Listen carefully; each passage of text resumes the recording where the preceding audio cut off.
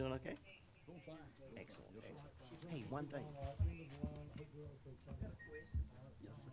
County administration course for the assistant county manager. Lord. Is that being included in the budget? I'm gonna come by there. Okay, good, excellent.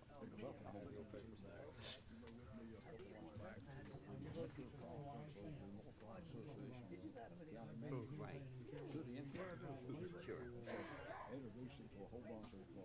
No, I ain't signed up. right, You still got time. good, excellent. Absolutely, that's great. Something came across my mind this week. I am I too. said I'd mention it to you, because that's a very important course that you have. Yes, it is. Who do I work for?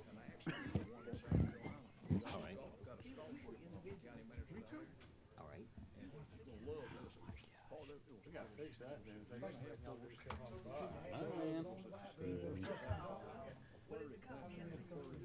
Wow, interesting. I'm salary. Oh, okay. Well, I tell you what, I didn't finish first, didn't finish second, I got all. I don't have any. How's Miss Christine? That is perfect. She's doing okay. Okay, okay, At least by 7:30. okay, I got you. That way, if anything come up that I wouldn't have voted for, I won't be automatically voting in favor of it. Okay. Do we have the sheet? I've always thought about it, if I'm leaving early, I'm gonna do exactly what you just said. I just start doing that every night at 9 o'clock.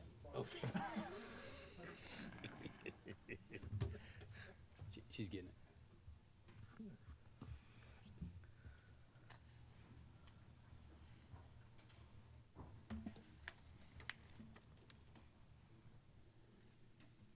We got a full one tonight. Thank you. Good evening, how you? I'm doing fine. Wonderful. This chair is just too low. Too short, $1. Thank you for the update with the first one. All right, good evening and welcome to tonight's meeting of the Yancey County Board of Commissioners. I want to welcome everyone who's in attendance and also everyone who may be watching on our live stream. We're going to begin tonight with our invocation, and I'm going to call Mr. David Ross of the Anson Baptist Association.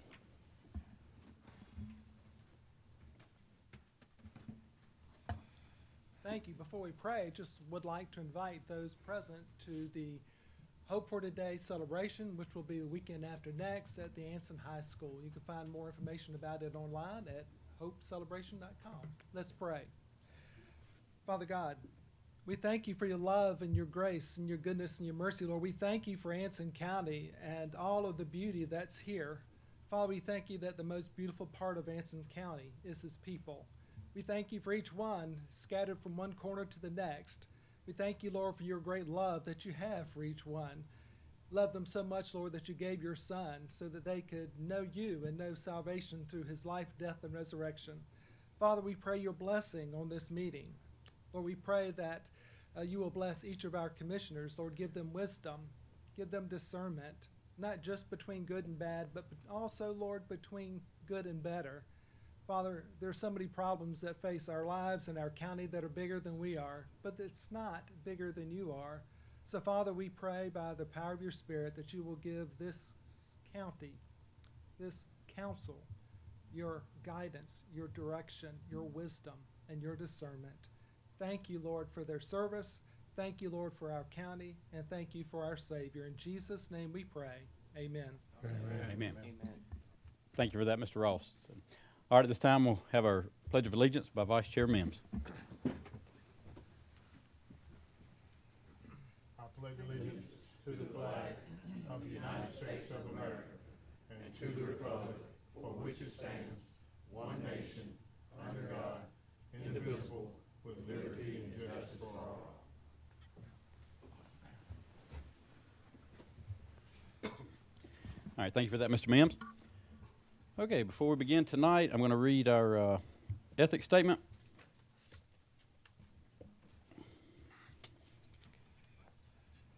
So in accordance with the State Government Ethics Act, it is the duty of every board member to avoid both conflicts of interest and appearances of conflict. Does any board member have any known conflict of interest or appearance of conflict with respect to any matter coming before the board tonight? If so, please identify the conflict and refrain from any undue participation in the particular matter involved. So at this time, is there any conflicts? All right, hearing none, I will entertain a motion to approve the agenda as presented. Mr. Chair, we need to change on appearance 4D and move it to closed session. Okay, so 4D, which is the Friends of Anson Animal Shelter, being this a contract negotiation, we're going to move that item to closed session for tonight. Contract negotiation. It is contract negotiation, so, Mr. Chairman, with that change, I make a motion that we approve the agenda. okay. Have a motion by Mr. Gatewood to approve the agenda. Do we have a second? Second. A second by Mr. Mims. All in favor, say aye. Or discussion? Oh, I'm sorry. It's fine. Okay. All right, so motion passed to approve the agenda. Mr. Chairman. Yes, sir. Before we get started, I guess the county attorney can tell me, I'm gonna have to leave tonight at the latest 7:30, and I appreciate everybody's concerned about my wife. So I'm gonna ask for a vote to be excused at that time that I leave. Okay. If you'll just bring it to the floor at that time, Okay? we'll approve it, no problem. So Thank you, sir. we appreciate the heads up. So, all right, at this time, I will entertain a motion to approve the consent agenda. So move. Have a motion by Commissioner Mims. Do we have a second? Second. Second by Commissioner Leary. Any discussion on the consent items? Yes. Okay. I'm not aware of all of the consent items, so before we just approve the consent agenda, could we maybe just put it off and have a discussion on some of these items? Therefore, if I'm consenting to it, that means I should be knowledgeable about it. Yes, sir. I don't want to give a consent and don't have full knowledge. So that's what I'm saying. Okay. Is there a particular one that you're questioning, or all consent items?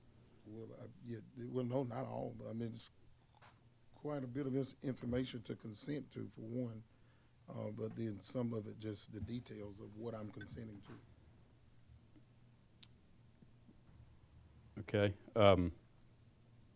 Pull out the ones that you're concerned Yeah. about. Yeah. We can Well, pull them out I'm now. not concerned, I just want to know. So we have sheriff, EMS, elderly, I know the airport project, some of those things we covered at our last meeting. But the actual details of, so we're saying budget amendments here. I'm assuming we're gonna approve some more funding in these areas. Yeah. Most of those are budget amendments to cover expenses that have already occurred. Yeah, that's what I'm saying. So if I consent to it, I'd like to know what those particular amendments are. Yeah, like the Anson County Airport Project Ordinance, we approved that last month. We just have to appropriate the I'm money. aware of it, So, yes, sir. So what about the elderly? and it should be listed in your packet right there. Yeah, I have the packet, but I know sometimes with the consent agenda, we get things done without discussion, per se. The elderly is to allocate funding received for elderly from the SMP grant for the period 7/1/25 through 6/30 of 26. Okay. EMS and the sheriff. EMS is to allocate funding previously approved by the Board of Commissioners to upfit a new vehicle received from Atrium Health to operate as a convalescent transport unit. So we approved that last meeting. Now we have to approve the money being moved over. And the sheriff. 2 vehicles. Yeah, recommended that the board allocate funding for 2 additional vehicles immediately, with the procurement of one of vehicles unit deferred to fiscal year 27. Recommendation is built upon 3 critical pillars: public safety risk, physical responsibility, and market-driven urgency. Okay, so those of you that ask, if you're watching and not present, citizens want to know when we're giving consent to items that there's not a public discussion on. So I brought it to the public's attention so they will know what it's for and why. Okay. So, Yeah. any other discussion on the consent items? I have a question. Yes, ma'am. Normally, whenever the sheriff office need cars, they would come and approach us and come before the board. So, who was in this meeting? Whenever y'all, discuss that. We didn't have a meeting. We went to the county manager and talked to the county manager because it was urgent, because we only had couldn't wait from one meeting to the next for the funding because they wouldn't hold vehicles. And I called around and asked for the consent, and then Mr. Saltzman made, with his authority, he went on and done it after he talked to commissioners that was gonna vote for it. He talked to the commissioners. Yes. I talked to you, I didn't talk to him, but my next question is, from what I've heard, this is just hearsay. There's been 2 wrecks almost back to back. And they've been in the single wrecks. Whenever there's a wreck and it's the, deputies, what's the procedure? You mean the consequence? Yes, They're disciplined. what is it? Or will. Sheriff can answer that if you'd like. Well, that's fine, I would just like to know. There's a discipline process if someone wrecks a car, and that's something we worked out with Human Resources. Since it is a personnel issue and a disciplinary matter, I'm unable to discuss that in the public. But it's a healthy disciplinary action, and the employees are not happy with it. Okay. That's good. As long as there's no particular employee named, as long as it's just a process, it can be put out there, though. You don't have to say. Yeah, the process- Any incidents or anything Right. like that. Just this is the process we go through when a vehicle is wrecked, and it happens as a result of the deputy's responsibility. So you're not pointing out any specific incident or any specific deputy. We're just saying this is the process we'll follow if and when it happens. Is that right, Attorney Forbes? I apologize. Somebody asking me something? I apologize. Can the sheriff disclose the disciplinary actions taken within the sheriff's department on certain incidents involving motor vehicle accidents? And not use names. You cannot use names or specific incidents that anybody can figure out, but you can discuss or inform the public of the process that you follow Right. when a deputy is at fault for the loss of a vehicle or damage to a vehicle. Yes, that is correct. We could not use names, or should not use names on that. Or incidences, because you can pick it out from an incident, so names or incidents. Correct, or anything like that, they should not use that Yeah. because that could help someone ID the specific person. Yeah. Right. Correct? It's just the process, just the process of process. what, it doesn't matter who does it or when it happens, there has to be a process in order. So therefore, whatever the sheriff's process is, he should be able to share what that process is without a name. Process is fine. Yes. Person is not. If you give personal information for someone, I would recommend against that. Giving the process of something that would be acceptable. Once again, a person or an incident. Trying to figure out something over here, I apologize. If a deputy has a accident and it's deemed to be their fault, the first time it's 1 day off without pay. If, and it could be up, the severity of additional collisions up to 3 days off without pay.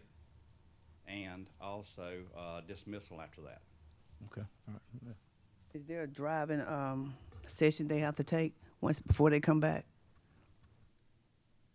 Driver training? Uh-huh, No, ma'am. okay. Most of the accidents are weather-related. Okay.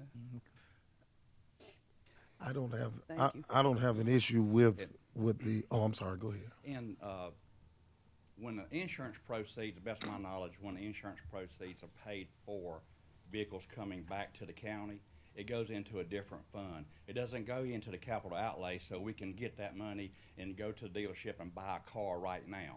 And so that's why the budget amendments have been asked for, is because we're taking those funds, a lot of them have already been allocated or in return to the county. We'll just shift them into a line item that we can use to purchase vehicles. And I definitely don't have an issue with the allocations.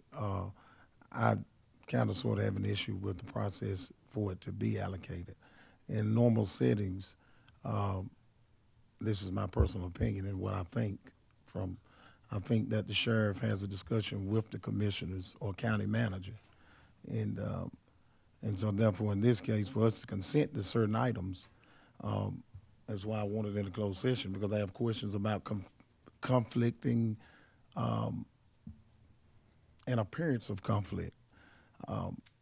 Because, you know, it's no secret that we have a commissioner that is a chief deputy.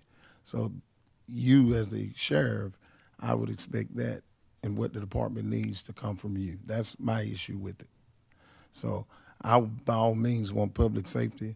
I want to make sure that our citizens here have adequate patrol or whatever we need for all of that. But I think that when we vote on certain things as commissioners, well, I can vote on anything. I don't work, I don't have that issue in any case. But that's something I've always expressed. So that's my, and I'm saying it publicly because this is questions asked to me.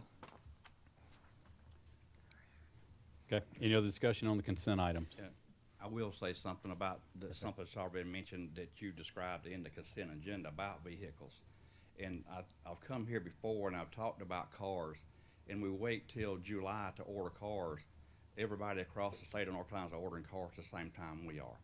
When Union County orders 150 cars, they're using the same dealerships we are because they're going through the Sheriff's Association, and we get a discount for using the Sheriff's Association. So everybody, Sheriff's Office, depletes those cars from the dealerships that have the procurement plan. I've done some research because I knew we were in need of cars, and I found about 40 cars that was sitting on the dealership waiting to be sold. And I waited 2 weeks, and we discussed this with the county manager, finance lady. After 2 weeks, they were going from 40 down to 4. And was able to negotiate with them to purchase 2 of those cars and to hold 2 of those cars until we could get approval tonight to pay for the other 2 cars. As Ms. Berry, finance director, said in the email that she sent out, that we're in dire need of vehicles. We can't just skip a year because we're in a rotation and cars get high mileage. We now have 39 cars on patrol. We have 5 spares. 8 of the cars on patrol are between 80 and 100,000 miles. We have 11 cars on patrol that's over 100,000 miles. And so you can imagine the breakdown ratio from a new car to a well-used car. And so it costs us a lot of money to keep our car going, that we're not having to pay out for a new car for probably the first 2 or 3 years. Thank All you. right, thank you, Sheriff. Okay, any other discussion on consent items? If not, I have a motion to approve the consent agenda. So moved. Second. Motion by Commissioner Ellerby, second by Commissioner Gatewood. Any other discussion? All in favor, say aye. Aye. Any opposed? Thank you. Consent items passed. Okay, at this time, Mr. Forbes, I'm going to ask for clarification again.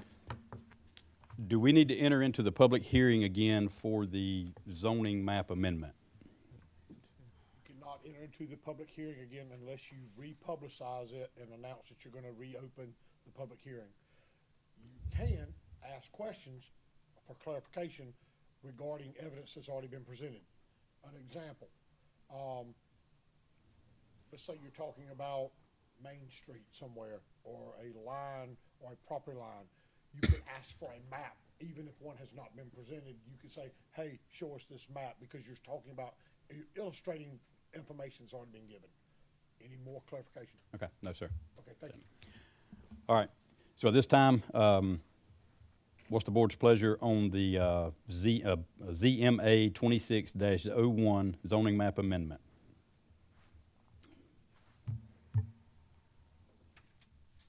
And Mr. Addison or Ms. Skoll is here for any questions we may have from the planning department. Just a quick recap of that song. Okay, Mr. Addison, can you give that? Yes, so it is a straight rezoning for a 87-acre parcel. The applicant is requesting to rezone from RA5 to RA1. A planning board hearing was held March 7th, I believe it was, early March. The planning board recommended the rezoning for approval, and tonight it's brought back forth to the Board of Commissioners for continued deliberations and a final decision. Could you remember what their reasons were for approval or permitted? Just The planning board recommended it on the basis of their interpretation was that it aligned with the land use plan and provide a transitional zone between the RA5 and the R20.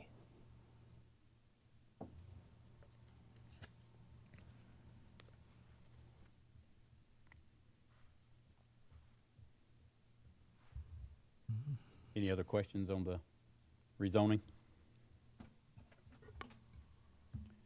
I know that zoning was just passed. I mean, within the past few years, Anson County went for the longest time without zoning. And I know there's a lot of work and a lot of effort put into that zoning project and to get zoning in place in Anson County. And part of the perception from the public from zoning was to preserve the rural agricultural area of Anson County. Being this is the first large lot coming to the board for such a thing, and going from a rural RA5, which is what many citizens wanted, out in the county, and reducing that all the way to a RA1, and being how many acres? 87. 87 acres. Would it be a long shot and a unrealistic to find 87 homes on that 87 acres? I believe so. Without a doubt, not 87 plots are going to perk for a septic tank. But to give the option out there, 87 homes do have the possibility of popping up right there with a straight rezoning without any conditions. I don't think it really aligns with that area. It was initially put in years ago, several years back, as a RA5 area. RA3 area, I'd be all right with. I think that would be a good buffer in between that area. But to go all the way down to RA1, I don't think that is a characteristic with land use of Anson County, especially being so recent that zoning was passed. The gentleman that came up here was talking about 13 to 15 houses.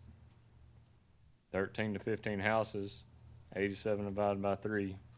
You still fall within that 13 houses, and plus that gives 3 acres of land to each house, which would coincide with a buffer between town and the next RA5 area. That's my opinion. I mean, I'm welcome to hear everybody else's opinion. I've juggled this around in my head for 3 weeks, so I broke the ice. Yeah. And I kind of see where you're coming from, and I know that during the public hearing afterwards, I made the motion that failed to approve it, and I want to share to give some clarity and some understanding what that came from. One, Anson County is in the 60th percentile of being considered agricultural, rural, all of those good things, which actually means that that's a very, very impactful thing to our county's budget. While I respect and understand that people move here with intents of having a rural, good country living, the truth of the matter is, at some point, things have to add up.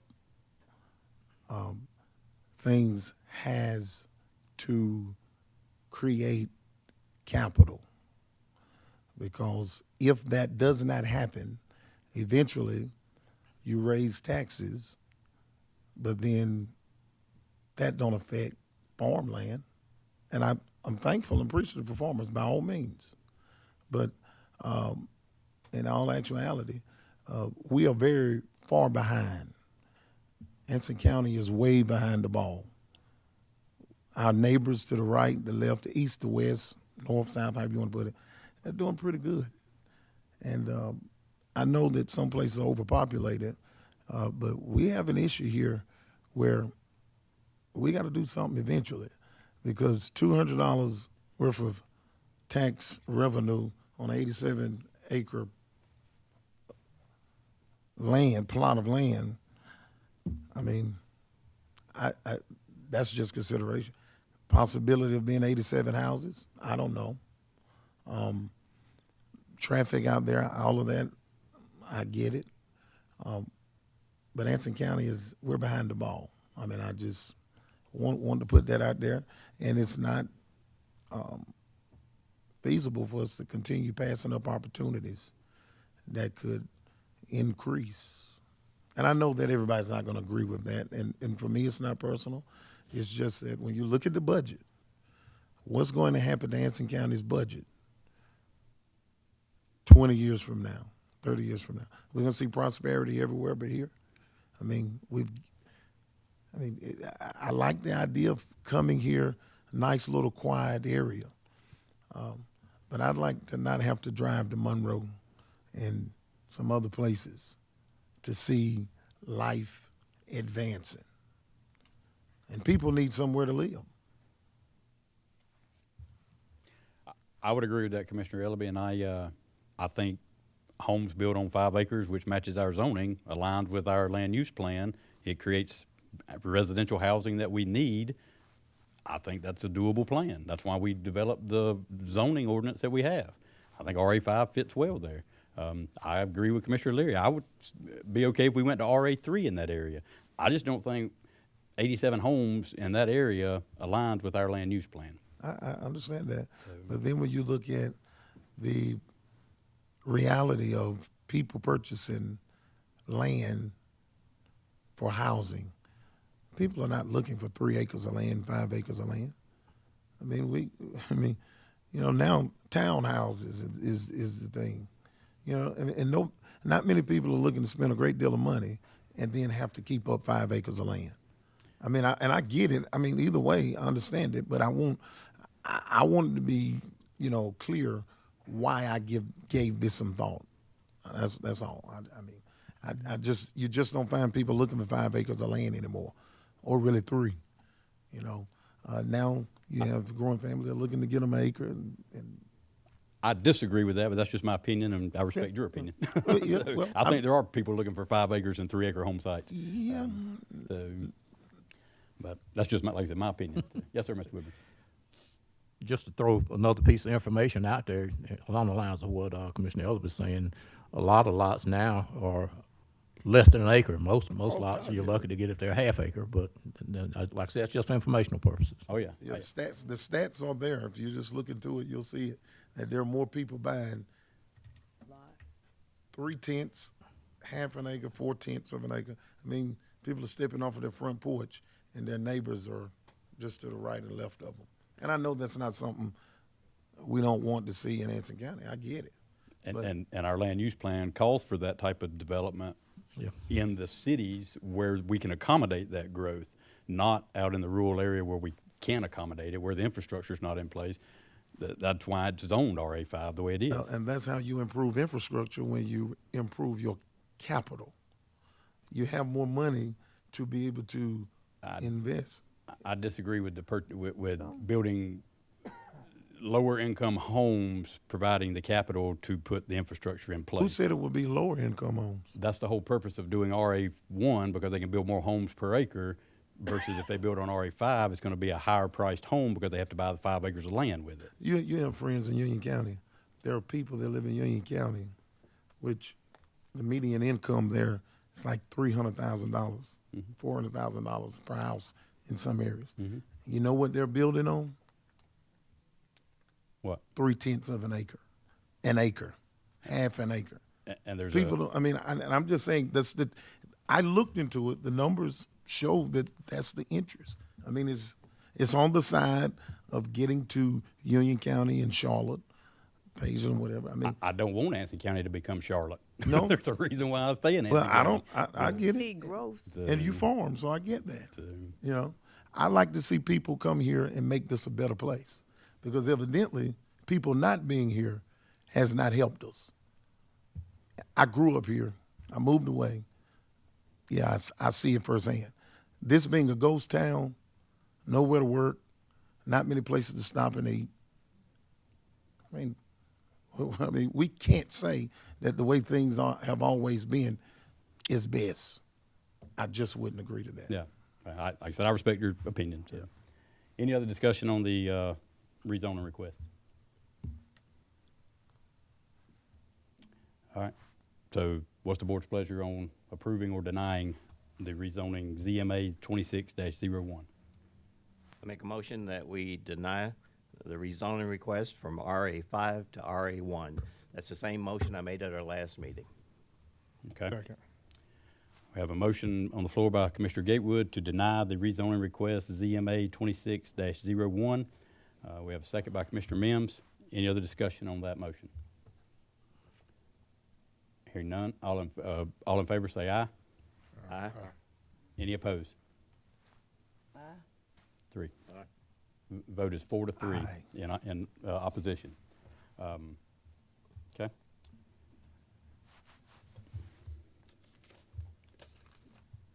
Mr. Gatewood, I would like for you just to clarify that in your motion to deny that you deny this because the rezoning request is inconsistent with the land use plan That is currently correct. provided by the county. That is correct. Potentially inconsistent with the land use plan. Thank you. So, Thank you. We might need to start meeting with our planning board. So we may need to start meeting with our planning board. And I think they have a responsibility to look into these matters with a little bit of detail. So if we say it doesn't follow the planned use, and they say it do, we might need to reconsider what that planning board knows or what they're doing. I'm just curious. They have their meetings, but they are a separate board from this, and they Oh, yeah, make certainly. recommendations to you. That's right. I'm not arguing Yeah. with you, I'm just telling you what, they're a separate meeting, Mm-hmm. to have a joint meeting, I don't think would be. Well, no, I didn't say I'd just like to have a conversation with them. I was just pointing out the fact that they're responsible for looking into this with detail. It was really sarcasm. all right. Record. They meet on the Thursday after our first Tuesday meeting, and anybody's open to 10, so. I'm well aware of it. So, Okay. I've just been a little sarcastic. okay, moving on to our appearances. First up, we have grants update.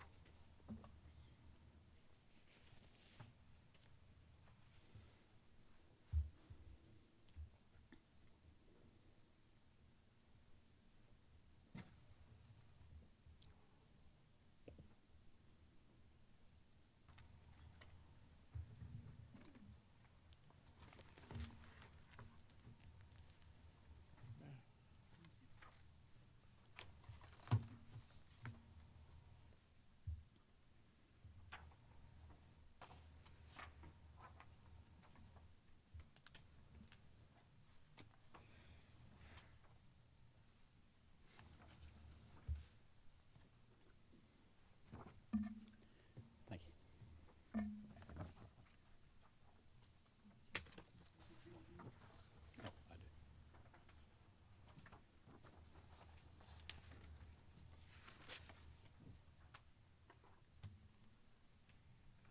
Thank you, ma'am.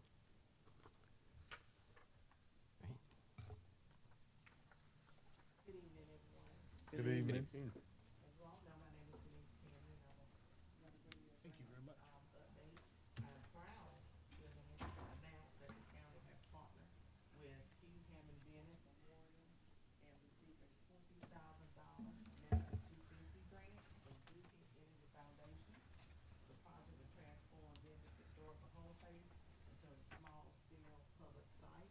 If you look at the executive brief here, it'll detail the grant.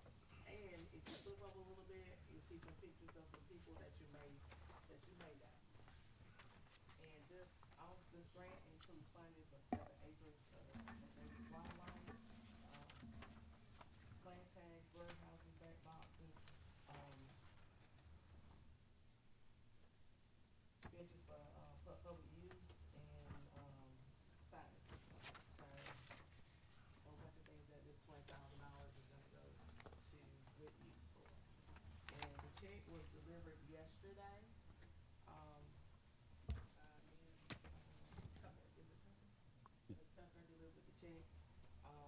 happy to see those big, nice checks, and some big, nice numbers on there.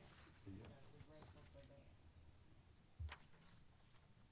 As we move on, then, again, we was awarded that, and you look on the grant submission status sheet, we are continuing to submit grants and looking for more grants to,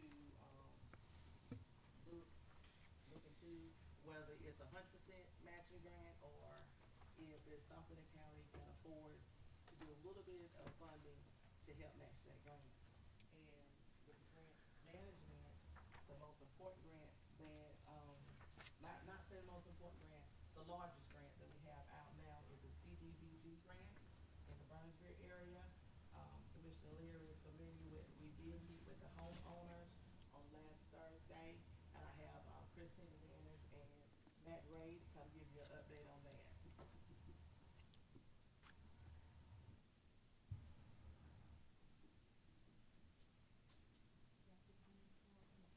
Hello. Good evening. Good evening. Hello, everybody. Thanks for serving the community and tonight, showing up. Appreciate it. So I'm Christina Danis. I'm from the Central Iowa Regional Council. I'm the Director of Community Economic Development. And Central Iowa is serving as the grant administrator for the Community Development Block Grant Neighborhood Revitalization Program Grant for Anson County. And I'm here tonight with Matt DeRay. I'll let him introduce himself. So I'm Matthew Ray. I was here, I think, 2 months ago to discuss this with you all. I work for a company called IBTS. We subcontract with Central Iowa to help with some of the construction side stuff on the CDBG grants. As Denise indicated, on April 2nd, on Thursday, we met with the residents that are part of the program that have made it from the beginning of the program to the rehabilitation and reconstruction phase of the program. This program was $950,000. It was a part of a grant that was awarded as part of a 21 initiative. The grant is a complicated grant. It has a lot of moving parts. It has a lot of regulatory components. And we apologize always for why does it take so long to get this grant moving. And there are many, many reasons for that. Regulatory reasons, changes in personnel, capacity of contractors to work in Anson County, capacity of Anson County residents to have clear title and lien and taxes on their property, which complicates the grant as well. The grant isn't always envisioned from NC Commerce to take 30 months. We've been working on these grants for many, many years. We've never gotten one across the finish line in 30 months. A 30-month grant is what they anticipate and fund for. It normally takes 48 to 60 months to get these grants done under any condition. And that's because it's difficult work. So I want to let you know that that's sort of the background for the grant. And as Matthew said, we are at the point where we are working with 5 homeowners who were part of the original list, who have made it through the grant criteria and eligibility process. That includes title clearance, tax clearance, and eligibility from the Housing Selection Committee. Nothing has changed from day one on this grant to the time tonight that we are standing here regarding who was on the Housing Selection Committee, the rules and regulations of the grant, and the decisions of the grant making. It is exactly the same as it was when it was awarded to you all back under the 21 grant program. It just takes time. What has changed is staffing personnel, construction needs. The cost of construction has gone up incredibly. I don't need to tell you all, we are all paying more for everything. If you wanted to fix anything in your home now, it's gonna cost a lot more than it did back in 2021, I'll tell you that. And it costs a lot more to do it today. And this homeowner program is also a victim of those costs, because they're getting rehabilitation and reconstruction at market cost with labor. And so that's part of what's complicating a lot of the grants that we're working on. Just before I bring Matthew up to tell you a little bit about the specifics of the homeowners, we're currently implementing 7 of these grants throughout Stanley and Anson County. 5 of them in Anson County and 2 of them in Stanley County. Everybody is in the same, swimming in the same Olympic-sized pool for what you're all going through on these grants with rehabilitation costs, changes in the fact that those costs go up, and it changes the nature of the program when you go from rehabbing a home to reconstructing a home, which Matthew will talk to you a little bit about those specifics, and he shared that before. So I just want to level set that. We're stay the course. We're working the grant. We're making sure that the residents and the community get what they deserve from the beginning of the grant, and it gets delivered and taken across the finish line. So thanks for inviting us tonight, and I'll let Matthew talk a little bit more about the properties that are moving forward as part of the grant.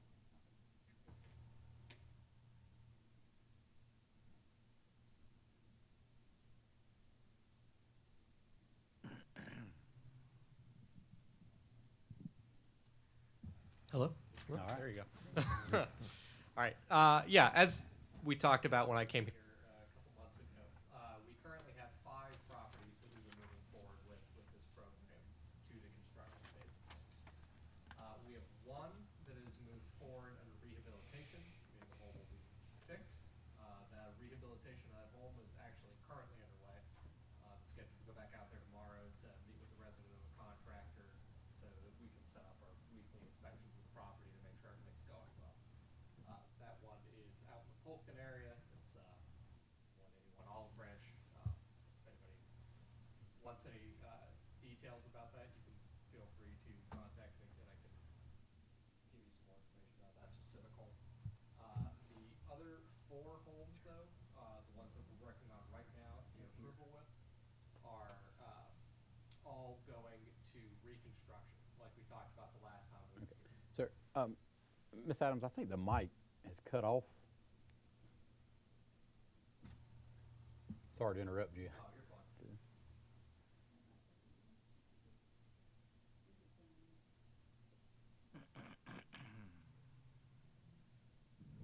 Testing. Hello? Yep, that's a little better. Yeah. Yeah, as I was saying, we have 4 homes. Nope. Batteries might be I was bad, about the to say, mic it's gotta be itself the may be battery. bad. I can just try and speak up if you'd like. He should have another mic there. Thank you.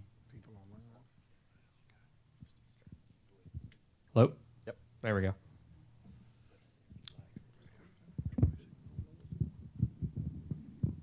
We have 4 homes that we're moving to that reconstruction phase with. That was a result of, frankly, the State Department of Commerce directing us in what to do. We went out to bid with the homes, and we got numbers back for them.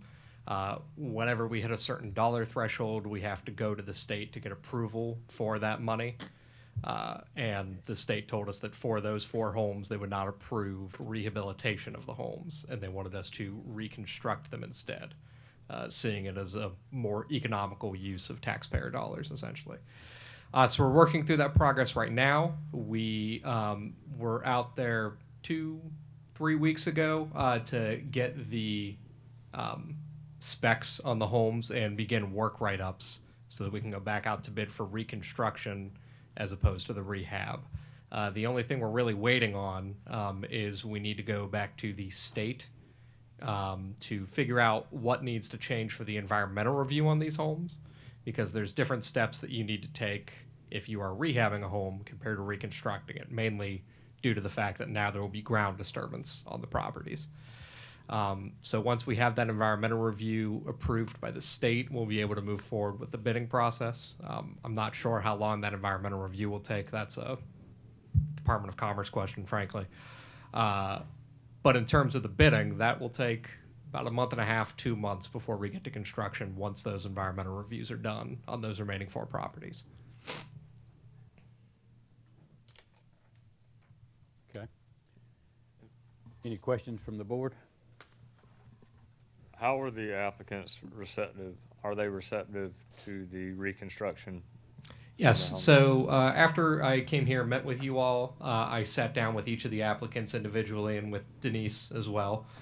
We had a meeting with all of them to discuss the change in the program, the fact that, the state denied the request for rehabilitation and saw if they were comfortable with going to reconstruction instead. All 4 applicants were. We expressed to them that they would have a choice between doing a stick-built home or a modular. 3 of the applicants were fine with either of those 2 options. 1 of the applicants preferred a stick-built home.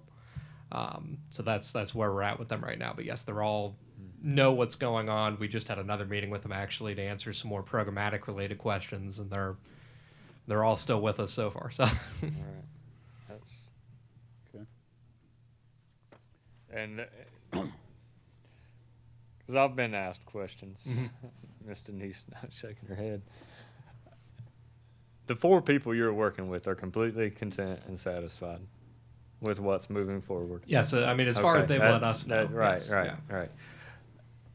And they're either getting a stick-built home or a modular home by their choice. Correct, yeah. Okay, and is being built to the same square footage, to their desire, up to the same square footage of their existing home. Yes, I mean, we have to work on the floor plans to see exactly what they will be. What the state has told us in terms of our leeway with them is basically plus or minus 10% of the existing square footage.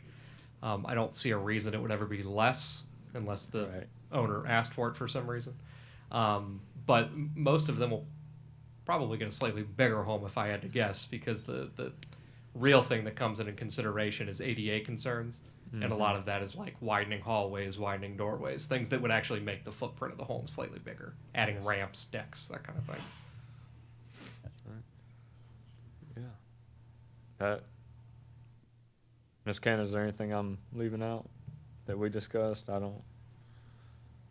Of all the things that we discussed, I think that's everything That's out. it. And then with the homeowners, Ms. Smith was there, and she asked several things, and everything was pretty much answered, and then she was satisfied as well. all right. So everybody's satisfied. I think they can attest. I said a couple things, over and over and over again, repetitive, so Yeah. they can retain it, and everybody seems to be just fine. Okay, all right. Moving forward. That's good. That's good. Any other questions in reference to the CDBG grant? I have one thing to add. Yes, ma'am. We'll see you fabulous people again when we have to do a public hearing for an amendment to your grant, because your grant only included rehabilitation. So your grant will now need to have a new budget line item that will go to clearance and reconstruction. I So thought you- we did I that. thought we made that approval the last time he came. You can, but we don't know the number yet, sir. So it'll be a public hearing when we know. Yeah, I don't think we had a Also, public we hearing. have to amend the actual right. amount of money. Yes. Yeah. What we did the last time was we were basically getting the consent to move forward with this process, because it's your guys' grant. We can't go to reconstruction unless you guys approve that. Yeah. It could have been the option that you guys said no, and we would have had to basically cancel out these 4 applicants and move down the applicant list to try to find people that could still be rehabilitated. But we will actually have to come back before the board again, because you will need to amend basically the pools that your money are in to move it from rehabilitation to reconstruction. We just won't know what that amendment will look like until we go through the bidding process. Okay. Y'all might better hurry up while we're still finding money. I do want to put this, it wasn't, for those that may be here listening that are unfamiliar with this was a grant received years ago. This isn't Anson County money, Anson County General Fund money that came out of our account to go build homes in the county. It was a grant that was received, and it was a pretty rigorous process for the applicants to go through. And it was area specific in that area. And so I just want you to know that it was a grant, not Anson County money. Very similar to, I think the town of Wadesboro received one. I think Morven has received one. Yeah, right now, Ansonville, town of too, I Morven, think. Ansonville, Lylesville, and So- Anson County, and Wadesboro. I have a question. Where will the applicants stay once you start building the house? Is it up to them to find somewhere to stay, or will y'all provide housing? It's up to them to find a place to stay. Okay. So how long you expecting them to, how long is it gonna take to build it, what I'm saying? Once you get started? Yeah, so it depends on the project, honestly, but the contractors have up to 120 days to complete the project. Now, if they're getting, a modular home, that's a little bit simpler than building a new stick-built home. They would expect to be out less time than that. But that's ultimately how much time the contractors have from when we send the notice to proceed to the contractor that they're able to start to finish is 120 days. The idea of relocation is something that the program actually does allow for, but that was determined earlier during the grant application that would not be the case. I have one. Ms. Little Reed, a a lot of the 5 homeowners that we did speak with, their family was more than willing to welcome them in. Oh, They okay. rather take care of some of their its mothers and aunts, and they rather have them stay with them. Okay, So thank you. That's not an issue. Yeah. Okay. Anything else on the, The only other thing I, Commissioner, I'm gonna add one more. There's no guarantee that all 4 of these homes will get completed, okay? Depends on how much money comes in on the bid and how much money is left on the grant. So I don't wanna be the sour note of the evening, but I also don't want you to leave here thinking that these 4 homes are getting it across the finish line. Depends what we get in on the bids and how much money is left on the grants. And we go in the order of the grant for those that were part of the Housing Selection Committee. but just to clarify that, nobody will be displaced without a home being finished. That's correct. That's correct. This is, that is correct. Yeah, so, okay. Mr. Woodburn? So one thing I just thought about was, and I know during this process, there were applicants that were not approved. Do they have any opportunity to, say in the next go-round, if there is another one, that they could get approved? Do they know what it is they need to do?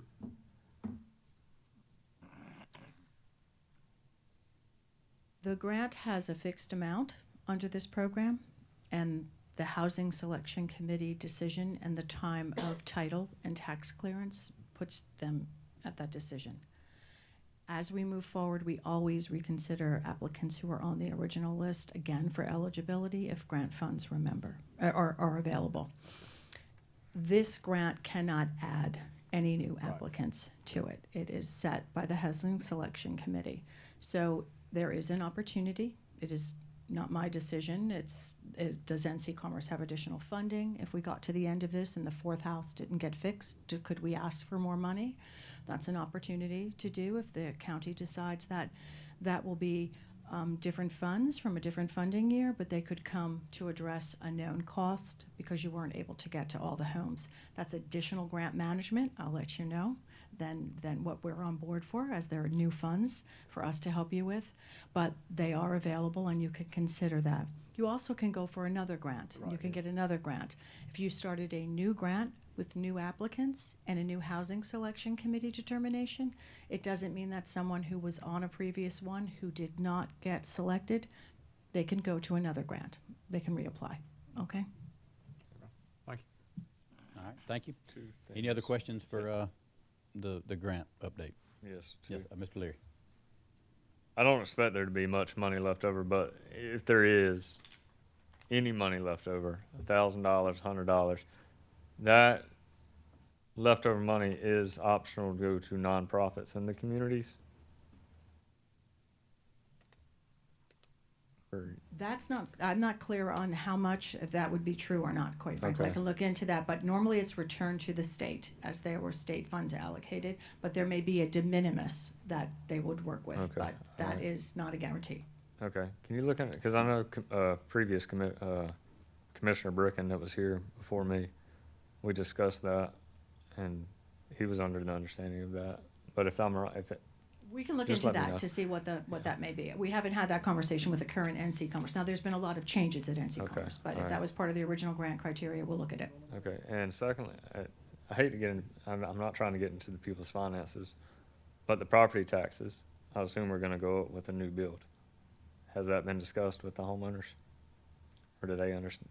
We did Kinda. discuss. Okay, We did alright. discuss insurance, property, all the things that happen in life when you improve your home. All right, cool, thanks. That's all. All right, anything else? Okay, well, I just say appreciate your hard work and what you're doing for Anson County. Thank you. So thank you. I also want to thank Ms. Cannon and every partner that was involved, Soil and Water, Parks and Rec, Planning, for the Hugh Hammond Bennett grant. I think it's important that we continue to remember the legacy that Mr. Bennett had, not only in Anson County, not only in the state of North Carolina, but the United States of America. He was the founding father of soil conservation, and a lot of people forget that Anson County was the first in the nation to have a soil conservation district, Brown Creek Soil and Water. So that's something to be proud of from Anson County, and so I want to make sure that we continue to remember that legacy. So thank y'all. Thank you. Thank you. Thank you. Okay, up next, we have Mr. Anthony Ward with Trillium Health. Thank you, Mr. Chairman. I appreciate it. And Commissioners, good to be with you, Mr. Manager. So I'm here to provide the annual update about Trillium Health Resources and the work that we've done locally, and then ask for your continued support. So you have your packet, in your packets, the presentation, but I'll walk through that with you as well. So I think the first thing to highlight is Trillium Health Resources is not a direct service provider, so we don't offer direct services. But we do contract with a network of providers. We pay those providers. We manage Medicaid dollars. We manage state-funded dollars for folks that are indigent without insurance. So they can either visit us, give us a call, and we can help make that connection to a local provider, or visit a local provider that has a contract with us for direct services. So the way to get in touch with us is through either of those two numbers. The first is for generalized questions that an individual may have. The second is if an individual is in behavioral health crisis, they can call that number and speak with a licensed clinician who can screen and then make that assessment and referral. So you may be familiar with us over the years. We have gone through a number of different changes over those years. Most recently was the 2023 consolidate or 2024 consolidation of Sandhill Center, East Point, and Trillium Health Resources together to form the 46 county entity that you see there in green. There's 3 other tailored plans, which are the public health plans, VIA that covers most of the western part of the state, Partners that does the foothills, and then Alliance that covers more of the urban counties. With a 46 county catchment area, we try hard to make sure we're still connected locally to everything that's going on. To make that happen, we've divided up into 5 regions. So our 5 regions you see there in those different colors. Anson County is part of our mid-state region, so I have the opportunity to work very closely with Anson County along with Richmond, Montgomery, Randolph, and Guilford counties. Each of those 5 regions have a regional advisory board. Commissioners from each of those counties appoint 2. So you appoint 1 commissioner to serve on that regional advisory board, which is Commissioner Priscilla Little Reed. You also appoint another individual community member who has health and human service experience. That's Ms. Keisha Dunlap. She's with us tonight as well. So I'm pleased to see both of my bosses in the room with us. We have the Consumer and Family Advisory Committee. So each region has a Consumer Family Advisory Committee, and then each region has a regional vice president to work closely with the area. So more about our local connections. So I come see you about once a year to have this presentation and ask for your continued support. But we're involved throughout the year in activities and events and things that are going on locally. Anson Community Cares, we participate in that each month. Commissioner Gatewood serves on that, so we hear updates from him and we share updates about what's going on with Trillium there also. The Opioid Settlement Committee, Robert Nelson serves on that committee along with you. The Crisis Collaborative, we have those quarterly, and we bring together our crisis providers that are serving the area along with law enforcement and hospitals and others. So every opportunity we get, we're involved. So you may see me out and about in the community. You may see Robert Nelson. He's been involved in the area for quite some time. You may be familiar with Ann Kimball. She was involved in the area, but she has since retired. So you won't see her quite as much. But Robert and I are still very, very much present and participating. So for individuals served, last fiscal year, so through June of 2025, we served 103,000 individuals across the full 46 county catchment area. Next, I'll share the Anson County individuals served, but I think what's important here is the percentages, with mental health at 61%, substance use at 24%, and then IDD at 15%. So now to Anson County, 825 individuals were served during that time frame. So you see a little bit higher representation of individuals with a primary mental health diagnosis, a little bit higher representation of individuals with intellectual developmental disability diagnosis, and a little bit less with substance use is what we see locally here for Anson. All in all, for that fiscal year, about $14 million were invested in Medicaid dollars, but also state dollars serving individuals locally. The big change that occurred during the course of this past year has been the Children and Family Specialty Plan. So in earlier days, we managed those individuals who had Medicaid that were in the foster care program or had earlier been in the foster care program. The state decided instead of having the 4 entities manage those services for those individuals, it'd be better to have one statewide entity managing those. So there was a bid process that was announced, and that through that bid process, Healthy Blue Care Together was the plan that was selected. That's managed by Healthy Blue, so Blue Cross Blue Shield. You see the services that are available for that child and family specialty plan. So the individuals that were earlier with us when that plan launched transitioned over to the child and family specialty plan. So particularly for our friends at DSS, now when they have an individual who's in foster care, they may be part of our plan or they may be part of that children and family specialty plan. So that plan adds a little bit more complexity to the system. In earlier days, any individual in Anson County who had Medicaid coverage, we managed services for that individual. Now it could be us. You see our tailored plan, which manages the physical health and behavioral health for individuals, is 92,000 individuals for the full catchment area, about 9%. Medicaid Direct is just under 21%. But then you see Healthy Blue, United Healthcare, WellCare, AmeriHealth, and Carolina Complete Health. Any of those may be managing services as well. That's for our full area, but specifically for Anson County, you see a little bit less in the tailored plan, a little bit more in Medicaid Direct, and then you see the representation across the area. Particularly what you'll notice is a larger percentage with Carolina Complete Health. Carolina Complete Health is not a statewide plan. The other plans are statewide, but they manage services in 3 of the Medicaid managed care regions, including Anson County. So a few quick updates for you about programmatic elements. First up is our regional awards luncheon. We had our first regional awards luncheon earlier in March. 2 awards were given out that included in representation from Anson County, our Regional Advisory Board that we shared with you earlier, and then our Consumer and Family Advisory Committee, both of which have representation from Anson. And then importantly, you'll see later on in your agenda is next week, April 14th, is the Supporting Children Early Simulation. So if you're interested in attending that, you can go on our website to sign up for it. It's free, but that will be an opportunity to go through a simulation of the challenges that an individual working with children, and particularly children that have developmental disabilities or mental health needs, may encounter as they go about their daily life. So it's divided up into 15-minute intervals that represent a week in that individual's life.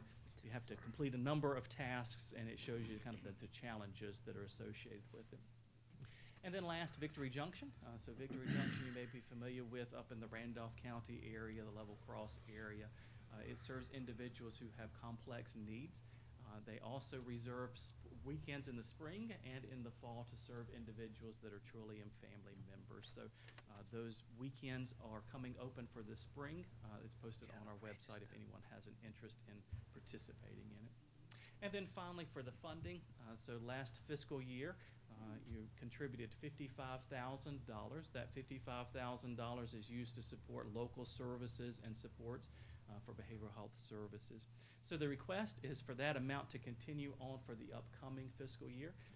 This marks the 22nd year that we've not requested an increase to that amount, but have requested that amount do continue on for the next year.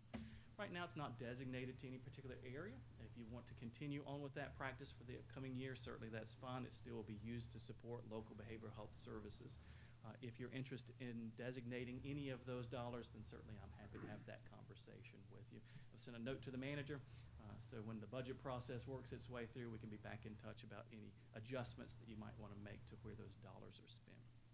So that brings me to the end of what I have to present to you, but I'm curious if you have any questions that I might be able to answer while we're here together. All right, any questions for Mr. Ward?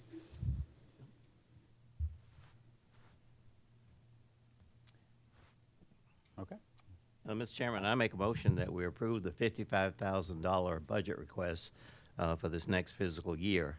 That amount has been static for 25 years that I know of, and the county gets a really good deal out of it. That's second. Okay. So we have a motion by Commissioner Gatewood to continue the funding at the $55,000 per year level.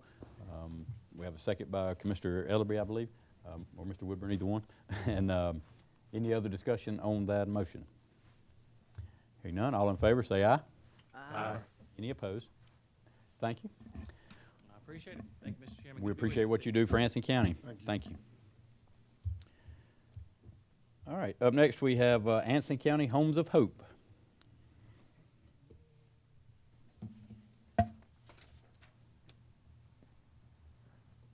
Good evening, everyone. Thank you for allowing us to come before you this evening with a status update and a request. Do we just hit this button? Okay. So we're coming to you. We had a meeting with Mr. Sossaman and Nick and Holly about a month ago, March the 10th, right, to discuss ARPA funds. And it was a very fruitful conversation. And Lim suggested that we come and plead our case with you guys, so that's why we're here tonight. We are, we are a 501c3. We have been serving the people of Anson County since 2017, the homeless residents of Anson County, only Anson County residents. To qualify for our program, your address has to be an Anson County address, and we require you to be working or have an income. This is our vision and mission in Anson County, where homelessness does not exist, and we work with other community partners to assure that. This is some of our properties that in the last less than 10 years that we have acquired and completely rehabbed. You'll see Hope Cottage. Hushin Cottage was our first. Hope View is where our office is, right at the corner of Hope View and Leek Avenue. And Hope House is the largest renovation or conversion of a private residence to a commercial type property in Anson County history. We had to pull all kinds of state and local ordinances to make sure we were hitting all the marks. We had to put in a state-of-the-art fire sprinkler system in there to turn that into a transitional home. We did that during COVID, during all of the supply chain issues and everything. We did that. We completed that. And now now 7 families have transitioned through there. The 2 that are living there now are thriving. We're coming to you tonight for Hope Station, the one you see in the middle. If you're from Anson County, you might have heard of the McCroy Bed and Breakfast, and that is our present project. This will be our 5th project, and we originally had focused on veteran housing, but it got really complicated with ordinances, and this thing is moving by itself. But it got complicated with ordinances, what we were going to have to do to re-engineer, reimagine that house, move walls around. So what we decided to do is address the immediate need here, and that is homeless mothers with children. We are getting calls every day from mothers with children that need a place to stay. They're either couch surfing, they've been kicked out, they're getting evicted. It's just a growing concern. So we said instead of veterans, we're going to focus on stabilizing families that are living in cars or on the threat of being homeless or are already homeless. Again, they have to be Anson County residents. And let's see if we can get this thing to work. Those are just some statistics. So Hope Station was the old McCroy Bed and Breakfast. And it's a generous big building. From the outside, it doesn't look so big. On the inside, it's about 4,000 square feet, and there's many opportunities that we have there. The first being stabilizing families. Pardon me, my voice is going. There are at least room for 4 suites upstairs that we can house 2 or 3 people in, a mother with 2 children, maybe a mother and an infant, up to 12 to 16 people in that house under that roof at a time while we stabilize them, connect them to services, and then cycle them out to let another family come in. It's transitional housing. It is what we initially started out to do in 2017, but the need was much greater for affordable housing and emergency housing. That's what we're finding ourselves with now, especially in the wake of COVID. These are just some of the repairs that need to be done. We have, we own this home. We bought it in December 2024. We've had it inspected. We've gotten a budget together because this is the budget from beginning to end. And it's about half of what it was going to be, a little more than half of what it was going to be for veterans housing. It's about $465,000 now. With veteran housing, it was going to be over 1.2, 1.3 million, because we were going to have to reformat the floors and do all kinds of fire escapes and things like that. This can be done sooner, and we can meet the need immediately. We work, with DSS, with churches, community, the school system. As we speak right now, there's probably on the upwards, I wish Cam was here, about 70 plus children who are homeless in our system now, and we can address over the course of a year, I think, a third of those, maybe a half, just depending on what the family dynamic is. And so that's what we're coming to you asking for, a portion of the ARPA funds that we still have available. $300,000 would help us get this project up and running and start helping the community. That sounds like a lot, but we have a track record of raising money. We need some seed money, skin in the game, to show some of our other big funders. The Cannon Foundation has already said that if we can raise 100, they'll match 100. My relationship with them, they'd probably go a little more. We've got opportunities here not only to stabilize families, but in the back of this place is a commercial kitchen. And I don't know if any of you have bought any of our boiled peanuts yet, but we're selling boiled peanuts to fund our program. And we do anything to raise money. That commercial kitchen, we want to turn into a money-making arm of Anson County Homes of Hope. We've talked to people at Food Line. We've even talked to people at Walmart that they will work with us. Once we get up and running with that, we can provide jobs, and that will also fund the program and this house. Is there anything you want to? No, I just wanted to bring forward how important it is for us, especially, I'm with Atrium Health, and from our standpoint of being able to stabilize families and show better outcomes overall, this helps not only for health outcomes, it also speaks to the stabilization of children so that they can do better in school. And if everybody does better in school, then they eventually automatically have better outcomes. Also wanted to mention again the commercial kitchen. This is so that we can also train folks to can goods. We sell them at the local farmers market. This would get their ServSafe certification so that they can get jobs. So I hope you can see your way clear to funding some of this, and we thank you for letting us present. We've got a lot of land that a family here donated to us that we hope to build some affordable housing on in the future. We know by experience that this project, kitchen and all, it will take 2 years, but the first thing is going to be the transitional housing. That's the immediate need. That's the one we need to address. And that's the one we've been writing grants for. So when we looked at our Hope Station project, that big project, it was daunting.